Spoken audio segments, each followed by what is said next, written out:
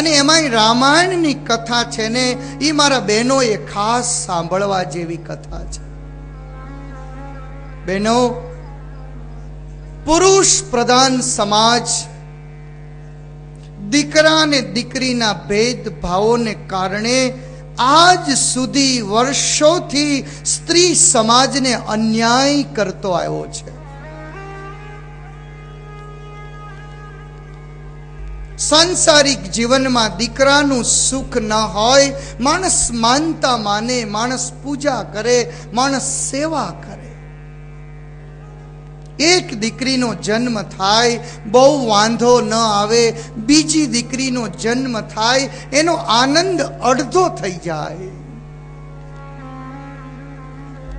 ત્રીજી દીકરીનો જન્મ થાય, મા બાપને આવીને કોઈક પૂછે કે શું જન્મ્યું, મા બાપનો ચહેરો ઉતરી ગયો હોય. અને એમાંય ચોથી દીકરીનો જન્મ થાય, આ ધર્મના નામે, અંધશ્રદ્ધાના નામે, કુરિવાજના નામે લોકો એક દિવસની નાની જન્મેલી દીકરી ચોકની વચ્ચે દૂધ ગરમ કરે અને ઉકળતા દૂધમાં એ દીકરીને ડુબાડીને મારી નાખે. સમાજ અને અંધશ્રદ્ધા એને નામ આપે કે અમારી દીકરીને અમે દૂધ પીતી કરી. સીતાજી જેવું સીતાજીનું જીવન, લગ્નના માંડવેથી અયોધ્યામાં પરણીને આવ્યા, જ્યાં સુધી શરીર હતું ને ત્યાં સુધી એક એવો દિવસ નહોતો કે જે દિવસ સીતાજીના આંખમાંથી આંસુ નહોતા પડ્યા. તમારી જાતને સાચવીને ચાલજો, નહીં તો આ સમાજ તમારા ઉપર દાગ પાડી દેશે. કોઈકના વિશે આક્ષેપ કરવો, કોઈકના માટે ખરાબ વાત કરવી બહુ સહેલી છે. એ તો જેના ઉપર આક્ષેપ થયો હોય, જેની બદનામી થઈ હોય, એ જ સમજી શકે કે જીવનમાં આક્ષેપ અને બદનામીનો શું જવાબ હોઈ શકે. એક અહલ્યા જેવી પવિત્ર સ્ત્રી, સ્વયં બ્રહ્માની દીકરી, સારી એ સૃષ્ટિનું જે સર્જન કરે, સારી એ સૃષ્ટિની નાની નાની દીકરીઓનું જે સર્જન કરે, સમસ્ત સમાજનું જે સર્જન કરે, આવા એ સ્વયં બ્રહ્માજી પોતાની દીકરીનું સર્જન કરે ત્યારે એ દીકરી કેવી હશે? એટલી સુંદર નાનકડી એવી એમની દીકરી છે જેનું નામ અહલ્યા છે. નાસિક ગોદાવરી નદીના કિનારે ત્રંબકેશ્વર મહાદેવના જેણે દર્શન કર્યા હશે, એ ત્રંબકેશ્વર મહાદેવની જેણે સ્થાપના કરી, આવા ગૌતમ ઋષિ ભગવાન શિવના મહાન ભક્ત છે. ભગવાન શિવની આરાધના કરે, ભગવાન શિવને પોતાનું સમર્પણ અર્પણ કર્યું, ભગવાન શિવના શરણોમાં જેણે શ્રદ્ધા અને વિશ્વાસ વ્યક્ત કર્યો છે. ભગવાન શિવજી રાજી થયા અને રાજી થયેલા ભગવાન શિવજીએ એ પોતાના માથામાં રહેલી ગંગાજી, એનો એક પ્રવાહ નાસિક તરફ મોકલ્યો છે. જે ગોદાવરી છે ને એ ગંગાનું બીજું સ્વરૂપ છે. અને માત્ર ને માત્ર ગૌતમ ઋષિના કારણે જ ભગવાન શિવજીએ એ ગંગાજીને ગોદાવરીના નામથી નાસિક તરફ વહાવિત કર્યા છે. સુખદેવજી મહારાજ કહે છે કે હે પરીક્ષિત, વિશ્વામિત્ર ભગવાન રામને વાત કરી રહ્યા છે કે આવા મહાન તેજસ્વી ગૌતમ ઋષિ, જેને સપ્ત ઋષિ કહેવામાં આવે છે, આકાશમાં જે સપ્ત ઋષિના તારા હોય છે ને, આ સપ્ત ઋષિ માહેલા સૌથી શ્રેષ્ઠ ઋષિ કહી શકાય તો એ માત્ર ને માત્ર ગૌતમને કહી શકાય. આવા ગૌતમ ઋષિ નાનકડો આશ્રમ બનાવીને જીવન જીવે બ્રહ્માજીની ત્યાં નાનકડી દીકરી અહલ્યાનો જન્મ થયો. બ્રહ્માએ વિચાર કર્યો કે આ દીકરીને સારા સંસ્કાર મળે, આ દીકરીને સારી સાચવણી મળે, એટલે સાચવવા માટે ગૌતમ ઋષિના આશ્રમમાં મૂકી આવ્યા છે. ગૌતમ ઋષિએ એવું સમજ્યું કે આ તો બ્રહ્માની અમાનત છે. જેમ એક માળી પોતાના બગીચાને સાચવી મોટો કરે, એક ખેડૂત પોતાના ખેતરને સાચવી અને સારામાં સારો પાક લઈ આવે, એક બાપ જેમ એની દીકરીને ઉછેર કરે, એમ ગૌતમ મહર્ષિએ બ્રહ્માએ આપેલી અનામત હતી એટલું સરસ અહલ્યાનું સર્જન કર્યું, એટલા સરસ અહલ્યામાં સંસ્કાર મૂક્યા કે દુનિયા આખી અહલ્યાની સામે નમી પડે. જેનું શીલ, જેનું ચારિત્ર, જેના સંસ્કાર, જેની દ્રષ્ટિ, જેનું જીવન, જેનું સંપૂર્ણ ઘડતર ગૌતમ ઋષિએ કર્યું. અહલ્યાજી યુવાન થયા. ગૌતમ ઋષિએ જૈન બ્રહ્માજીને કહ્યું કે પ્રભુ, આ તમારી અમાનત મેં સાચવી, તમારી દીકરી હવે યુવાન બની છે, જેટલા સંસ્કાર એને આપવાના હતા, જેટલું એનું ઘડતર કરવાનું હતું, મારાથી જેટલું બન્યું છે એટલું મેં એનું ઘડતર કર્યું છે. બ્રહ્માજીને વિચાર થયો કે મારી દીકરી યુવાન બની છે, સ્વયં બ્રહ્માનું સર્જન છે, રૂપના અંબાર છે અહલ્યાજી, અદ્ભુત સૌંદર્ય છે, સૌંદર્યની સાથે સાથે અદ્ભુત સંસ્કારો છે. ઇન્દ્રએ જ્યારથી અહલ્યાજીને જોયા તાને ત્યારથી કામ સુખને માટે થઈ અને ઇન્દ્ર અહલ્યાની પાછળ ફરતા હતા. બ્રહ્માજીને એમ થયું કે ઇન્દ્ર તો એક ભોગી છે, ગૌતમ ઋષિ એક યોગી છે. ભોગી કરતા જો યોગીને દીકરી આપું તો મારી દીકરી કાયમને માટે સુખી થશે.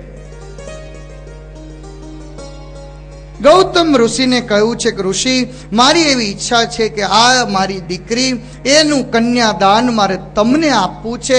તમે અગ્નિની સાક્ષીએ મારા આશીર્વાદ છે, મારી દીકરીનું પાણી ગ્રહણ તમે જ કરો. ગૌતમ ઋષિ અને અહલ્યાજીના ધામધૂમીથી લગ્ન થયા છે. તમામ દેવતાઓ લગ્નમાં આવ્યા છે, તમામ ઋષિ મુનિઓ આવ્યા છે. ખૂબ આશીર્વાદ અહલ્યા અને ગૌતમજીને આપ્યા છે. નાનકડો એવો આશ્રમ હતો. એ આશ્રમની અંદર કાયમને માટે હવે ગૌતમ અને અહલ્યાજી રહેવા લાગ્યા છે. સવારના બ્રાહ્મ મુહૂર્તમાં ગૌતમ ઋષિ વહેલા ઉઠે, સરોવરમાં જાય, ગોદાવરી નદીમાં જઈ અને સ્નાન કરે. સ્નાન કરીને પાછા આવે. અહલ્યાજી સૌ પહેલા ઉઠે, ફૂલ તોડીને લઈ આવે, દર્ભનું આસન બિછાવી રાખે. મહારાજ ગૌતમ મહર્ષિ જ્યારે સ્નાન કરીને પાછા આવે, દર્ભનું આસન તૈયાર હોય, ઠાકોરજી માટે ફૂલ તૈયાર હોય, તુલસીના પત્ર તૈયાર હોય. ગૌતમ મહર્ષિ બેસી અને ભગવાનની પૂજા કરે, ભગવાનનું ધ્યાન કરે. સરસ એમનો સંસાર સુખી ચાલી રહ્યો છે. સમય પછી સમય જતા એક દીકરાનો જન્મ થયો. નામ પાડ્યું છે શતાનંદ. જે શતાનંદ મોટા થયા પછી મહારાજા જનક એટલે સીતાજીના પિતાજી જે હતા એમના મંત્રી તરીકે રહ્યા છે. સમય પછી સમય જતા એક દીકરીનો જન્મ થયો. નામ પાડ્યું છે અંજના. 3 જણા કુટિયામાં નિવાસ કરીને રહી છે. ભગવાનને પ્રાર્થના કરજો, મારો નાનકડો એવો સંસાર છે પ્રભુ, હું આપને કાયમ માટે એવું કહીશ કે સાંજ અને સવાર ઘરના તમામ સભ્યો એક ઘીનો દીવો કરી ભગવાનને પ્રાર્થના કરજો, પ્રભુ મારા કુટુંબ ઉપર કાયમ દયા રાખજો, આ મારા માળાને પ્રભુ અખંડ રાખજો, મારા આ માળાને પ્રભુ ક્યારેય ખંડિત ના કરશો. બહેનો, તમે ભગવાનને પ્રાર્થના કરજો કે તમારી ચૂકને ભગવાન અવિચળ રાખે. સાડીનો પાલવ પાથરીને પ્રભુને કાયમ પ્રાર્થના કરજો કે હે મારા પ્રભુ, બસ મારા જીવનમાં મારો સેથો સદાય જીવતો રાખજે. સાંસારિક જીવન છે, આપણી કરેલી કલ્પનાઓ ક્યારે વિખાઈ જશે આપણી કોઈ ધ્યાનમાં નહીં હોય. સંસારનો ક્રમ એટલો બધો દુઃખ આપતો હોય છે કે આપણું ધારેલું પિક્ચર આપણી સામે ક્યારેક હોતું જ નથી. મનની કલ્પનાઓ બહુ રમણીય હોય છે, પણ એ જ વાસ્તવિકતા જીવનમાં જ્યારે આવે ત્યારે એ વાસ્તવિકતા કઠોર રૂપ લેતી હોય છે.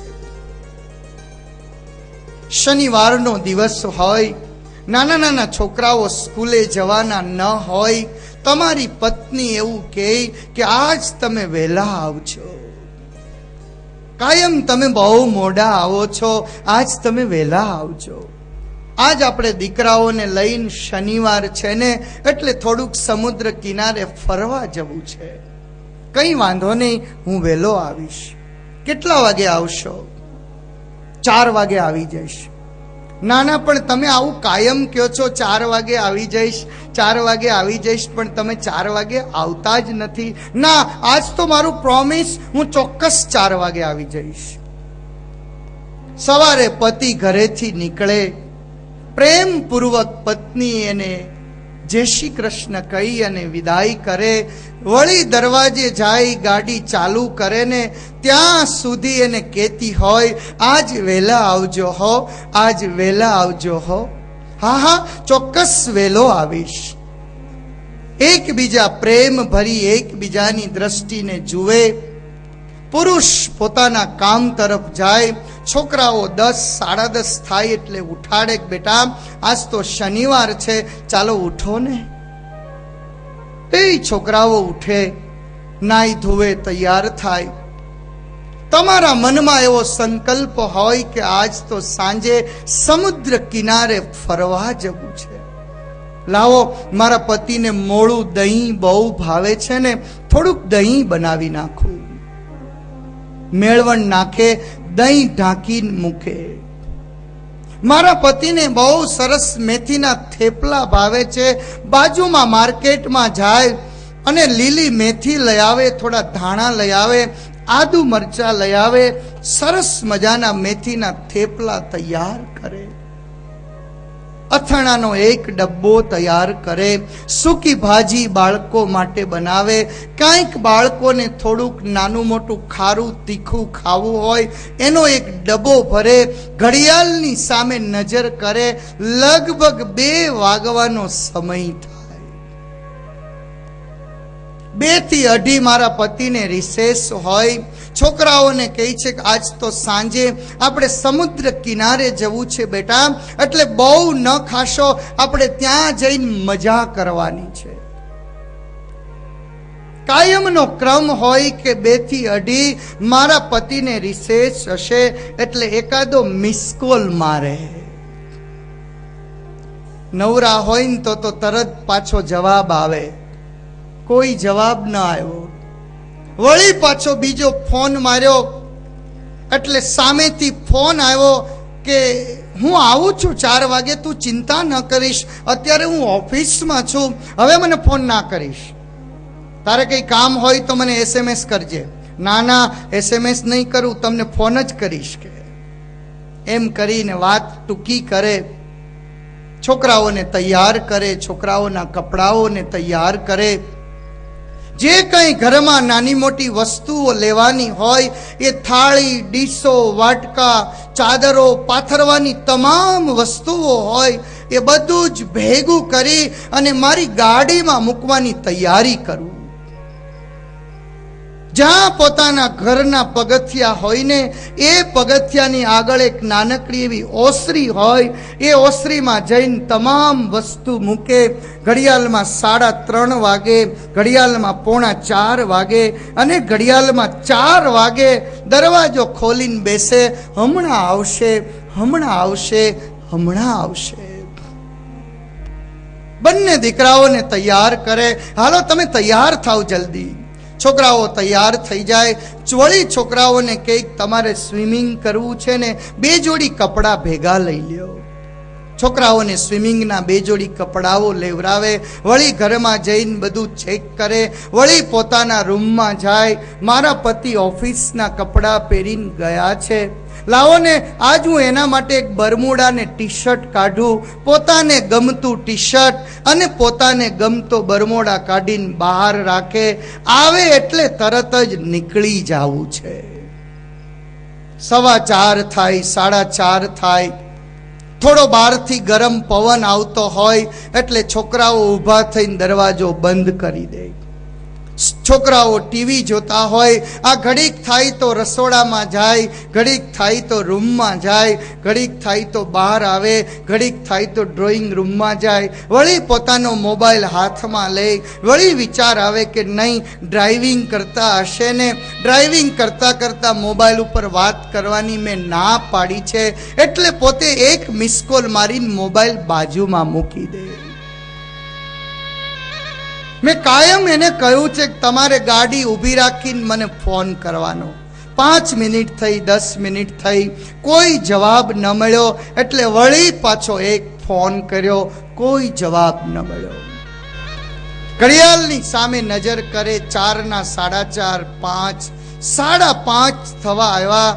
એક પછી એક ફોન ઉપર SMS કરે, એક પછી એક ફોન ઉપર મિસ કોલ કરે, આખી ને આખી રિંગ વગાડે, સામેથી કોઈ જવાબ ન મળે. લગભગ ઘડિયાળમાં 6 વાગવાનો સમય થયો. મને એવું કહીને ગયા હતા, મને એવું પ્રોમિસ આપીને ગયા હતા કે હું 4 વાગે ચોક્કસ આવીશ. 10-15 મિનિટ મોડું થાય એ તો સમજી શકાય, આ તો 6 વાગવા આવ્યા, હજી કેમ ન આવ્યા? રેવાયું નહીં. ઓફિસના લોકલ નંબર ઉપર ફોન કર્યો. હું તમને એક સત્ય ઘટના કહી રહ્યો છું. હો, જીવનનો રંગ ક્યારે બદલાઈ જાય, જીવનમાં ક્યારે કઈ પરિસ્થિતિ આવીને ઊભી રહી જાય, મારી અને તમારી કોઈ કલ્પના નથી હોતી. 6 વાગ્યાના આસપાસનો સમય થાય, લોકલ નંબર ઉપર ઓફિસે ફોન લગાડે, આખી રિંગ પૂરી થઈ જાય, કોઈ ફોન ન ઉપાડે. કોને ફોન કરવું? બીજો ફોન ઓફિસે લગાવે, ત્રીજી વાર ફોન લગાવે, અને બરોબર એ જ વખતે પેલો પટ્ટાવાળો ઓફિસને બંધ કરવા જતો હોય અને સતત રિંગ વાગતી હોય એટલે એ ફોન ઉપાડે. હાલો. સામેથી તરત જ પૂછે કે હું આ બેન બોલું છું, મારા પતિ નીકળવાના હતા, હજી ઘરે નથી આવ્યા, તમને કંઈ ખબર છે? હા, એ તો આજ 3:45 નીકળી ગયા છે. કે 3:45 નીકળી ગયા છે. 10 મિનિટ મારું ઘર દૂર છે, કદાચ કોઈકને મળવા ગયા હોય તો 15 મિનિટ બીજી થાય, અડધો કલાકમાં તો ચોક્કસ પહોંચી જાય. હજી 6 વાગ્યા, 6:15 વાગ્યા, 6:30 વાગ્યા, 6:45 વાગ્યા, 7 વાગ્યા, હજી કેમ ન આવ્યા? આમનમ સોફા ઉપર બેઠી રાહ જોતી હોય, નાના નાના બાળકો કંટાળીને બેઠા હોય, 2 નાના નાના દીકરા દીકરી હોય, અને એ જ વખતે દરવાજે ડોરબેલ વાગે. દોડતી દોડતી જાય કે આવ્યા લાગે છે. વળી મનમાં વિચાર આવે કે નહીં, કોઈ દિવસ ડોરબેલ તો ઈ મારતા જ નથી, ઈ ક્યારેય ડોરબેલ નથી મારતા. કોઈક અજાણ્યું માણસ આવ્યું લાગે છે. દોડતી જઈને દરવાજો ખોલે અને સામે જુએ ને, ત્યાં તો પોલીસ અને એમ્બ્યુલન્સ સામે ઊભી હોય. આવી અને એક આઈડી કાર્ડ જે ખીચામાં હોય, એ કાર્ડમાંથી નામ વાંચીને પોલીસ વાળો એમ કહે કે આ ભાઈ? તો કે હા. કોણ? તો કે મારા પતિ. ને એ વખતે રડતો પોલીસ એવું કહે, બેન, આ તમારા પતિનું 4 વાગે ભયાનક અકસ્માત થયું છે, ત્યાં ને ત્યાં જ એમનું મૃત્યુ થયું છે. જીવનની વાસ્તવિકતાને આપણે ક્યારેય માપી ન શકીએ. સાંજના જવાના કાર્યક્રમો, સવારથી બનાવેલું દહીં, સવારથી બનાવેલા થેપલા, સવારથી કરેલી એ સૂકી ભાજી, સવારથી તૈયાર કરેલા એ છોકરાઓ ત્યાં ને ત્યાં જ એમનેમ પડ્યું રહ્યું અને જીવન એક બીજા રસ્તે ચડી ગયું. આ જ વાસ્તવિકતા મારી રામાયણ શીખવાડે છે. જીવનમાં ક્યારે કઈ પરિસ્થિતિનું સર્જન થશે. ભગવાન રામના પિતા બની શકે એવા મહારાજ દશરથ પોતાના જિંદગીની બુકને વાંચી નથી શક્યા. સમર્થમાં સમર્થ પુરુષ એનું ધાર્યું ન થતું હોય તો હું અને તમે તો સામાન્ય છીએ. અર્જુન જેવો અર્જુન મૂછોને મુંડાવી એક નપુંસકનો વેશ ધારણ કરી અને વિરાટ નારાયણની નગરીમાં રહ્યો છે. મહારાજા હરિશ્ચંદ્ર જેવા હરિશ્ચંદ્ર પોતાની જાતને સમાજની વચ્ચે વેચવા બેસી ગયા છે. સમર્થમાં સમર્થ પુરુષ સમગ્ર દુનિયાને પોતાની ખીચામાં રાખી શકે એવો માણસ પોતાની જિંદગીને ક્યારેય વાંચી નથી શકતો. હું એટલી વિનંતી કરીશ, મારા ભગવાન સ્વામિનારાયણ એવું કહેતા કે સવાર અને સાંજ પરિવારના જેટલા સભ્યો હોય ને બધા ઠાકોરજી સામે એક દીવો કરી અને ભગવાનને પ્રાર્થના કરે, પ્રભુ મારા કુટુંબને અખંડ રાખજે. સુખ વધારે મળે કે ના મળે, સંપત્તિ વધારે મળે કે ના મળે, સત્તાઓ વધારે મળે કે ના મળે, પ્રભુ બસ મારા પરિવારને કાયમ આવો જોડેલો રાખજે, મારા પરિવારને કાયમ આવો હસતો રાખજે. સમાજ ક્યારે આપણા કુટુંબને વિખી નાખશે, આપણો માળો ક્યારે વિખાઈ જશે, આપણે ક્યારે એનો વિચાર નહીં કરી શકીએ.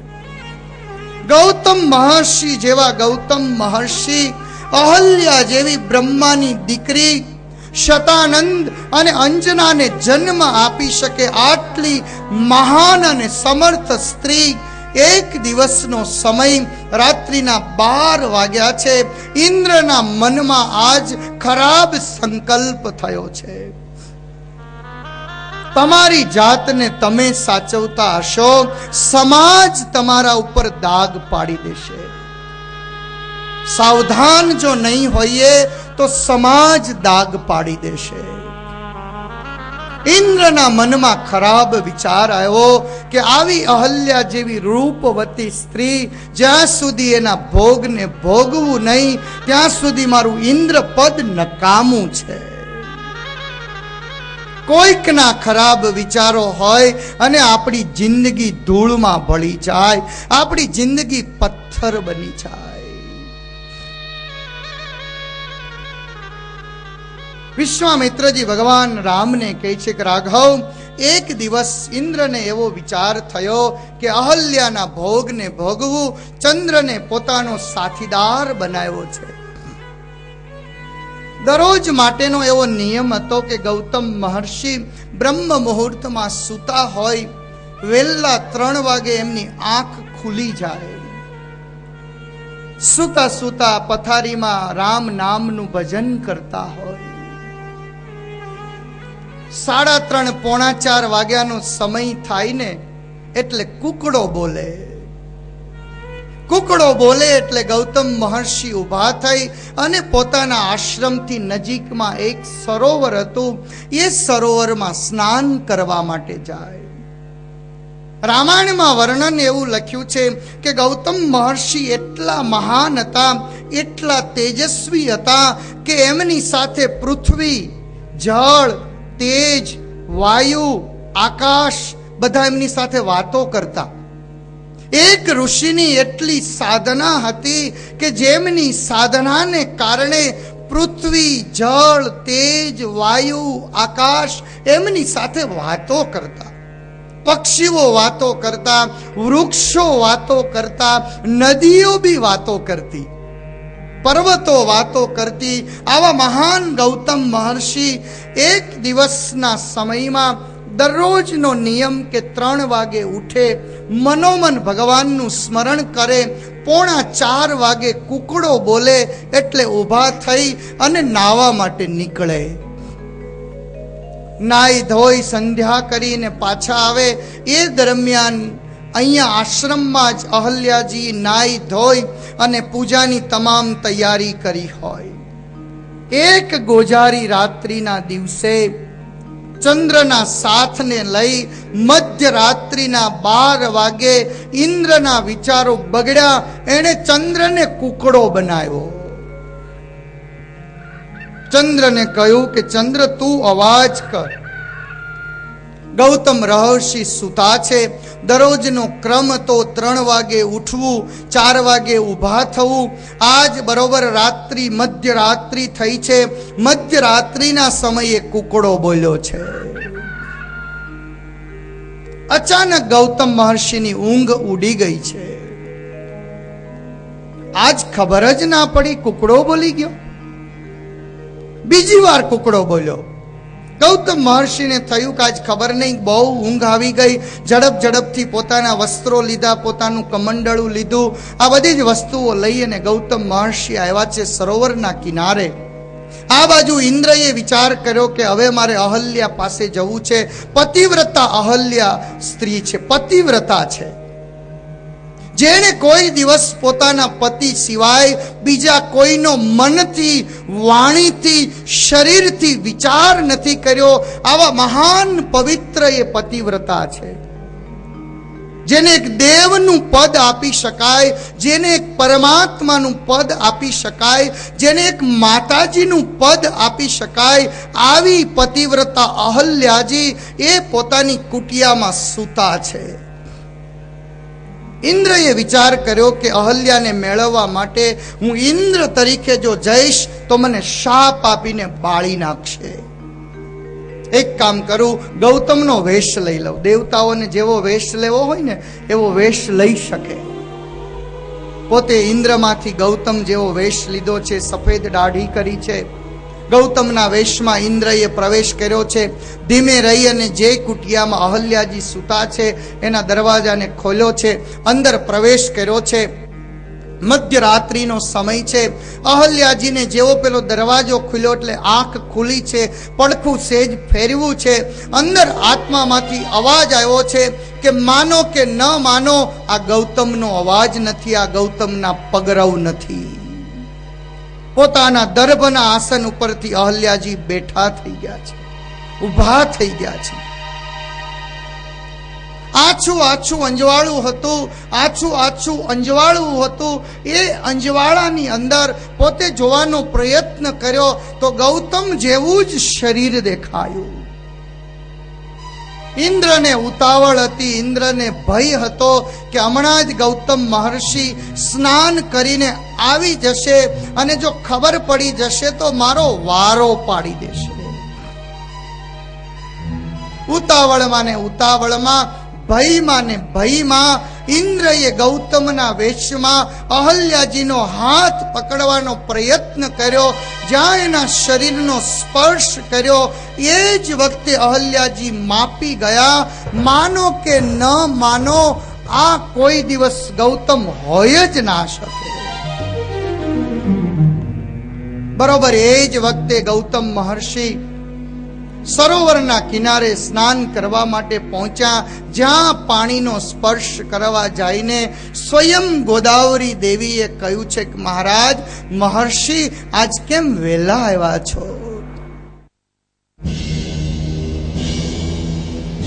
ઇન્દ્ર ત્યાંને ત્યાં જ સ્થિર થઈ ગયા છે. ગૌતમ મહર્ષિએ જોયું તો સ્વયં દેવોના દેવ મહાન આવા ઇન્દ્રને જોઈ અને ગૌતમે કહ્યું છે કે ઇન્દ્ર તારી આ મતિ?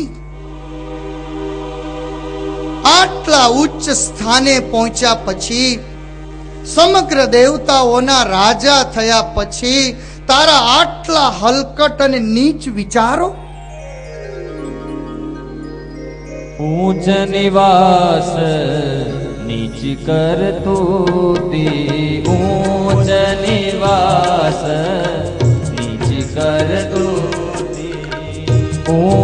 નિવાસ નીચ કરતો તે ઊંચ નિવાસ देखी न सकहीं पराई विभूति देखी न सकहीं देखी न सकहीं पराई विभूति देखी न सकहीं पराई विभूति। હે ઇન્દ્ર, આ દેવોનો રાજા થઈ અને તારી આટલી નીચ મતી, આટલું સ્વર્ગમાં તને ભગવાને સુખ આપ્યું છે, આટલી અપ્સરાઓને સ્વર્ગમાં તું રાખી રહ્યો છો, અને એક મારા જેવા યોગીના ઘર સંસારને ભાંગવા આવ્યો, તને શરમ નથી આવતી? એક ભગવાનનું ધ્યાન કરનારો, કંદમૂળ અને ખાનારો મારા જેવો એક બ્રાહ્મણ એના કુટુંબની વ્યવસ્થા, એના ઘર સંસારને અભડાવતા આવ્યો, તને શરમ નથી? આટલા ઉચ્ચ સ્થાને પહોંચેલો, તારા કેટલા નીચ વિચારો છે. ऊंच निवास निज करतो ते ऊंच निवास करतो ते ऊंच निवास निज करतो ते ऊंच निवास निज करतो ते देखी न सकहीं पराई विभूति देखी न सकहीं पराई विभूति देखी न सकहीं पराई विभूति देखी न सकहीं पराई विभूति। ऊंच निवास नीच करतो ते ऊंच निवास नीच करतो। રામાયણ એવું સમજાવે છે કે જેમ જેમ જીવન આપણું ઉપર જાય, જેમ જેમ સુખ અને સંપત્તિ પ્રાપ્ત થતી જાય, એમ માણસે વિચારો પણ ઊંચા જ કરવા જોઈએ. અજ્ઞાનનો નાશ થાય એને જ ઉચ્ચ વિચારોની પ્રાપ્તિ થાય છે, અને આ ઉચ્ચ વિચારોની પ્રાપ્ત માત્ર ભગવાનની કથામાંથી મળતી હોય છે. બીનુ સત્સંગ વિવેક ન હોઈ, રામ કથા બીનુ સુલભન સોઈ. સાર અને અસાર, સારું અને ખોટું, લાભ અને ગેરલાભનો સમજણ આપણને માત્ર સત્સંગમાંથી જ પ્રાપ્ત થાય છે, અને એ સત્સંગ માત્ર ને માત્ર રામ કથામાંથી મળતો હોય છે. ગૌતમ મહર્ષિને ક્રોધ આવ્યો છે, આંખો લાલ ચોળ થઈ ગઈ છે, ભ્રકુટીઓ અધર ચડી ગઈ છે, હાથ ધ્રુજવા લાગ્યો છે, સારા એ શરીરમાં કંપારી છૂટી રહી છે, માથાની જટા હતી એ પવનમાં ફર ફર ફરવા લાગી છે, હાથમાં પાણી લીધું છે, ઇન્દ્રની સામે છાટીને કહ્યું છે કે જા ઇન્દ્ર, તારા શરીરમાં તમામ જગ્યાએ છિદ્રો થાય.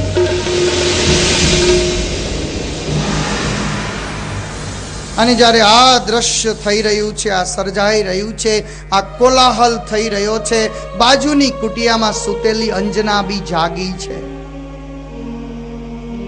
અહલ્યાજી તો ઘડીભર સમજી નથી શક્યા કે આ બધું શું થઈ રહ્યું છે. ગૌતમના વેશમાં ઇન્દ્ર હતા, સામે સ્વયં ગૌતમ હતા, પોતાની કુટિયાની અધૂરી ખુલેલી ખડકી હતી, પોતાના કપડાને સરખા કર્યા, અહલ્યાજી જ્યાં કુટિયાના દ્વારે આવીને ઊભા રહ્યા છે, અને આ બાજુ ભયાનક દ્રશ્ય નજરની સામે જોયું છે. ધ્રુજતી ધ્રુજતી અહલ્યાજી આવ્યા છે, ગૌતમ ઋષિના પગ પકડ્યા છે, પણ ક્રોધના આવેશમાં ગૌતમ મહર્ષિએ જોરથી અહલ્યાજીને ધક્કો માર્યો છે. નહીં સ્વામીનાથ, નહીં સ્વામીનાથ, મને ક્ષમા કરો, મેં મનથી, કર્મથી, વાણીથી હું પતિવ્રતા સ્ત્રી છું, સ્વામીનાથ મને ક્ષમા કરો. અતિશય ક્રોધમાં આવેલા ગૌતમ મહર્ષિ, આજ એને ભાન નથી રહ્યું કે હું શું કરી રહ્યો છું, હું શું બોલી રહ્યો છું. દોડતી દોડતી યુવાન દીકરી અહલ્યા હતી ને એની યુવાન દીકરી અંજના આવી છે અને અંજનાએ કહ્યું છે કે નહીં પિતાજી, નહીં પિતાજી, માફ કરો, મારી માને માફ કરો. પણ ક્રોધના આવેશમાં આવેલો માણસ, એને કોણ પોતાની પુત્રી ને કોણ પોતાની પત્ની, કોણ પોતાના પિતા ને કોણ પોતાનો સગો એ ક્યારેય ખ્યાલ નથી હોતો. એવો ક્રોધ ક્યારેય ન કરો કે જેનાથી આપણું કોણ સગું છે એ બી ભૂલી જવાય. યુવાન દીકરી પગ પકડીને કહે છે કે બાપુજી નહીં નહીં, મારી માને માફ કરો. અરે તારી જે કંઈ ઈચ્છા હોય, એ કોઈ પણ પ્રકારની ઈચ્છા હશે ને, એ આજ અંજના એની માની જઈ અને માફી માગે. પણ આજ ગૌતમ મહર્ષિ સહન કરવા તૈયાર નથી, સાંભળવા તૈયાર નથી. ખૂબ આજીજી કરી ક્રોધના આવેશમાં ને આવેશમાં ગૌતમ મહર્ષિએ અંજનાને પણ શ્રાપ આપ્યો છે. મને ખબર છે કે માં કોઈ પણ પ્રકારની હલચલ કરતી હોય એ યુવાન દીકરીને ખબર જ હોય. માં અને દીકરી બંનેના એક જ વિચારો હોય અને તારા માની કોઈ પણ હલચલ હોય એ હલચલમાં તું ચોક્કસ સહયોગી હોવ. અંજનાને શ્રાપ આપ્યો છે કે અંજના જા, માનવ પુરુષ તને કોઈ પતિ તરીકે નહીં મળે. અને આ બાજુ અહલ્યાજીને શ્રાપ આપ્યો છે કે જાઓ તમે અત્યારે ને અત્યારે જ પથ્થર બની જાઓ. આજ એક સાથે એક જ ઘરમાં માં અને દીકરી બંનેને શ્રાપ થયા છે. રામાયણ એ સમજાવવાનો પ્રયત્ન કરે કે જ્યારે તમે અતિશય ક્રોધમાં હો, જ્યારે તમે અતિશય ક્રોધમાં હો ત્યારે તમે કોઈ નિર્ણય ના લેશો. અતિશય ક્રોધમાં હો ત્યારે કોઈ નિર્ણય ના લેશો. અને અતિશય ખુશ હો, અતિશય ખુશ હો ત્યારે તમે કોઈ વચન ના આપશો. ક્રોધમાં કોઈ નિર્ણય ન લેવું અને અતિશય ખુશી હોય ત્યારે કોઈ વચન ન આપવું. માણસને ખબર નથી હોતું કે હું શું કરી રહ્યો છું, હું શું બોલી રહ્યો છું. અહલ્યાજી ત્યાં ને ત્યાં જ પથ્થર થયા છે. આ બાજુ અંજનાજી જે હતા એને એમ થયું છે કે ઓ, આટલો સમર્થ પુરુષ સમાજ જે કોઈ સ્ત્રીની વાતને સમજી ન શકે, અંજનાજીને આખી પુરુષ જાત ઉપરથી વિશ્વાસ ઉઠી ગયો છે. ઘણીવાર બહેનોના જીવનમાં એવા પ્રસંગો બને ને કે આખી પુરુષ જાતને તિરસ્કાર કરતી હોય છે. અંજનાજીના જીવનમાં એવી ઘટના ઘટી કે એણે સમગ્ર પુરુષ જાતને પોતે આજથી નક્કી કર્યું કે ક્યારેય આ પુરુષ જાતનો વિશ્વાસ ન કરવો. મેરુ પર્વતની ટોચ ઉપર જઈને અંજનાજી રહેવા લાગ્યા છે. એ પર્વતની અંદર પોતાનું શરીર હતું ને આખું શરીર ગળા સુધી અંદર જમીનમાં દાટી દીધું છે. ભગવાન શિવની ઉપાસના શરૂ કરી છે. ઓમ નમઃ શિવાય, ઓમ નમઃ શિવાય, ઓમ નમઃ શિવાયના પાઠ શરૂ કર્યા છે. જે મેરુ પર્વતનો રાજા હતો ને એ કેસરી નામનો વાનર હતો. કેસરી વાનરને જ્યારે ખ્યાલ આવ્યો કે અહીંયા કોઈ એક રૂપવતી યુવાન સ્ત્રી સાધના કરી રહી છે, કેસરી વાનર ત્યાં આવ્યા છે. કેસરી વાનરને જોયા અને એ જ વખતે અંજનાને પણ વિચાર આવ્યો કે આમે મને માનવ પુરુષ ક્યાં મળવાનો છે. એકબીજાની સંમતિથી કેસરી અને અંજનાના લગ્ન થયા છે.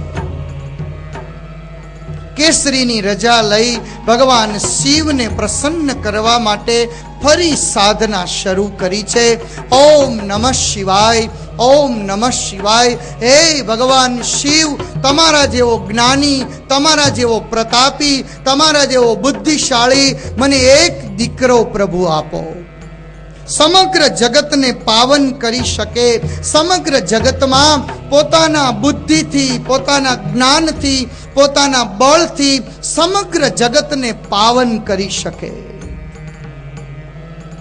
આવા એક દીકરાની આશાએ ને આશાએ અંજનાજીએ પોતે સાધના કરી છે, તપ કર્યું છે. આ કથાઓ તો બહુ મધુર છે. આ ઘડિયાળ કેમ પહોંચી જાય છે ખબર જ નથી પડતી. ભગવાન કૃષ્ણના પ્રાગટ્ય ઉત્સવ તરફ જવું છે. અંજના માતાના કુખે હનુમાનજી મહારાજનું પ્રાગટ્ય થયું છે. આવો હનુમાનજી મહારાજના હનુમાન ચાલીસાનો પાઠ કરી રામાયણની કથાને પૂર્ણ કરી ભગવાન કૃષ્ણના પ્રાગટ્ય ઉત્સવ તરફ આગળ વધીએ. પ્રેમથી, ભાવથી હનુમાનજી મહારાજને આપણે સૌ યાદ કરીએ. આપણી રક્ષા જીવનમાં હનુમાનજી મહારાજ કાયમને માટે કરે.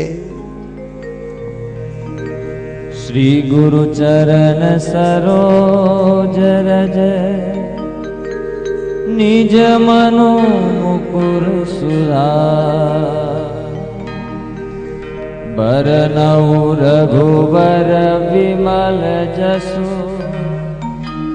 જોદાયક ફલ ચા बुद्धिहीन तनु जानिके सुमिरो पवन कुमार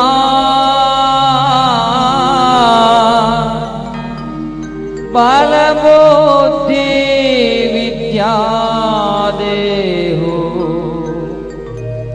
मोहि हरहु कलेश विकार.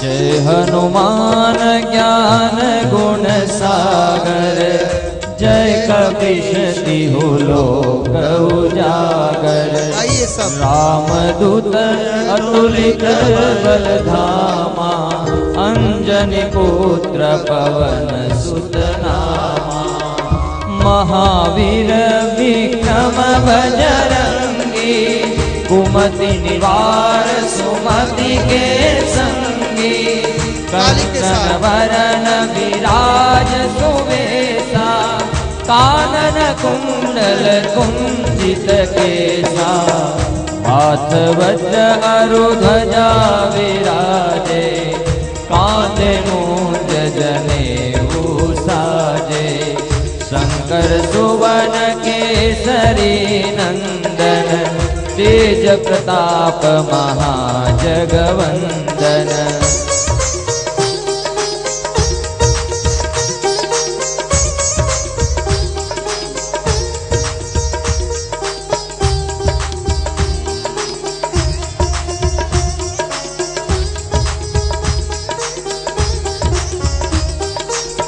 विद्यावान गुणी अति चातुर राम काज करिबे को आतुर प्रभु चरित सुनिबे को रसिया राम लखन सीता मन बसिया सूक्ष्म रूप धरि सियहि दिखावा विकट रूप धरि लंक जरावा भीम रूप धरि असुर सहारे रामचंद्र के काज सवारे. बड़े भाव से गाइए, दोनों हाथ से तालियों की सेवा करते हुए.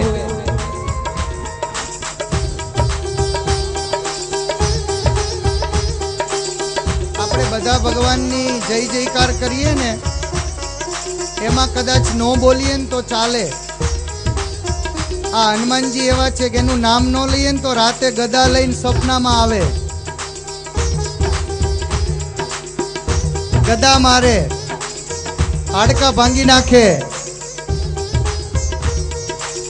लाय संजीवनी लखन जियाए, श्री रघुवीर हरषि उर लाए।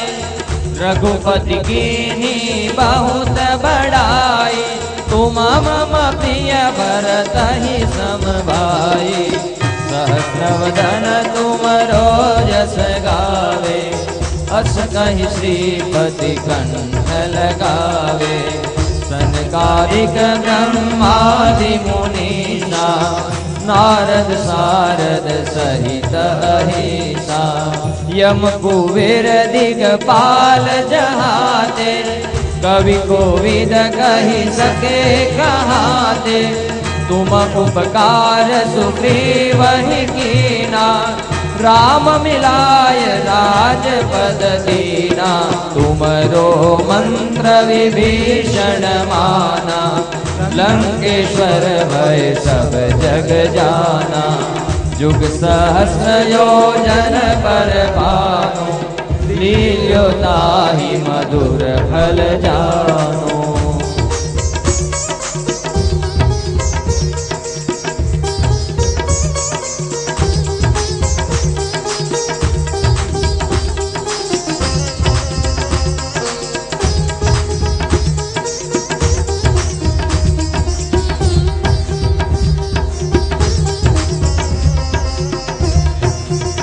भाव से गाइए।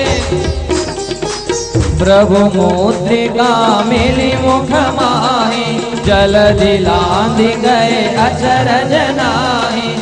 दुर्गम काज जगत के जेते, सुगम अनुग्रह तुमरे तेते। राम दुआरे तुम रखवारे, होतन आज्ञा बिनु पैसारे। सब सुख लहे तुम्हारी शरणा, तुम रक्षक काहू को डरना। आपन तेज संहारो आपे, तीनों लोक हांकते कापे। भूत पिशाच निकट नहीं आवे, महावीर जब नाम सुनावे। नासे रोग हरे सब पीरा, जपत निरंतर हनुमत वीरा। संकट ते हनुमान छुड़ावे, मन क्रम वचन जान जो लावे।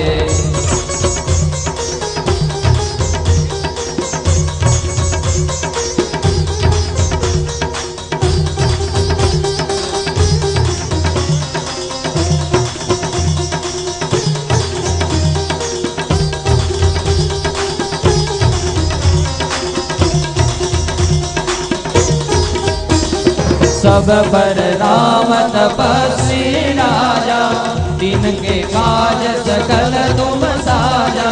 और मनोरथ जो कोई लावे, सोई अमित जीवन फल पावे। चारों जुग परताप तुम्हारा, है प्रसिद्ध जगत उजियारा। साधु संत के तुम रखवारे, असुर निकंदन राम दुआरे। अष्ट सिद्धि नौ निधि के दाता, असवर दीन जानकी माता। राम रसायन तुम्हारे पासा, सदा रहो रघुपति के दासा। तुमरो भजन राम को पावे, जन्म जन्म के दुख विसरावे। अंत काल रघुवरपुर जाय, जहाँ जन्म हरि भक्त कहाई। और देवता चेतन धरई, हनुमत से सर्व सुख करई। संकट कटे मिटे सब पीरा, जो सुमिरे हनुमत बलवीरा। जय जय जय हनुमान गोसाई, कृपा करो गुरुदेव की नाई। जो सत बार पाठ कर कोई, छूट ही बंदी महा सुख होई।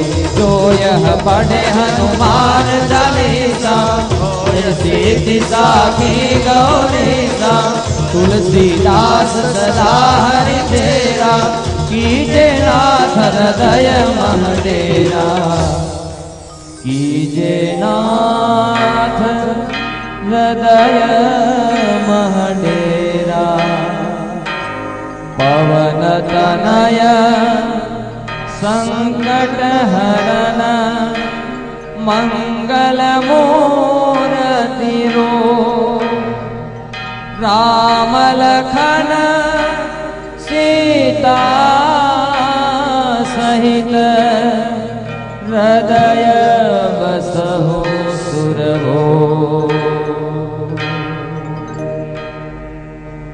બોલો સિયાવર રામચંદ્ર ભગવાન કી ઉમાપતિ મહાદેવ કી જય.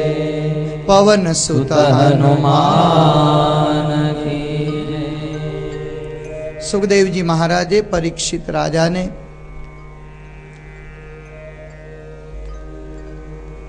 વિશ્વામિત્રજીએ કરેલી વાતને સંભળાવી છે, સમજાવી છે.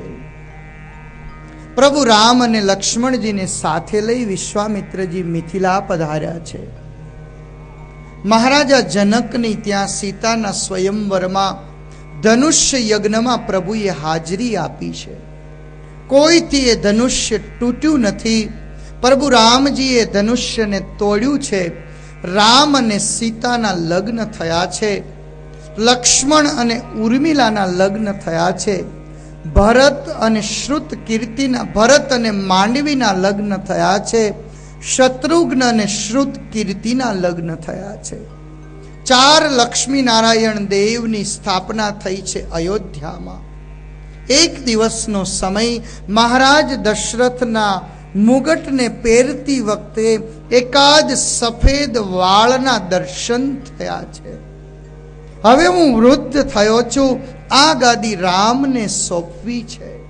રામને સોંપવાના સંકલ્પથી ગુરુને બોલાવ્યા. રામનો રાજ્યાભિષેક કરવાનું નક્કી થયું. રાત્રિના સારું અયોધ્યા શણગારાઈ રહ્યું છે. લોકોને સમાચાર પહોંચ્યા છે.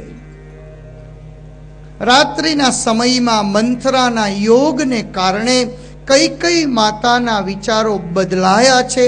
કઈ કઈ માતાએ જૈન મહારાજ દશરથની પાસે બાકી અનામતમાં રહેલા 2 વરદાન માગ્યા છે. એક, ભરતને ગાદી આપો અને રામને 14 વર્ષ વનવાસ આપો. સવારે સંપૂર્ણ અયોધ્યાની બાજી પલટાઈ ગઈ. રામ, લક્ષ્મણ અને સીતાજી જંગલ તરફ આગળ વધ્યા છે. રસ્તામાં કેવટ મળ્યો છે. ગુહ રાજા મળ્યા છે. ભૃગુ ઋષિના આશ્રમમાં ગયા છે. પંચવટીમાં નિવાસ કર્યો છે. અનેક અસુરોનો પ્રભુએ વિનાશ કર્યો છે. વનવાસના 13મા વર્ષે મારીચ નામનો મૃગ સુવર્ણના મૃગ તરીકે જંગલમાં આવ્યો. સીતાજીની દ્રષ્ટિ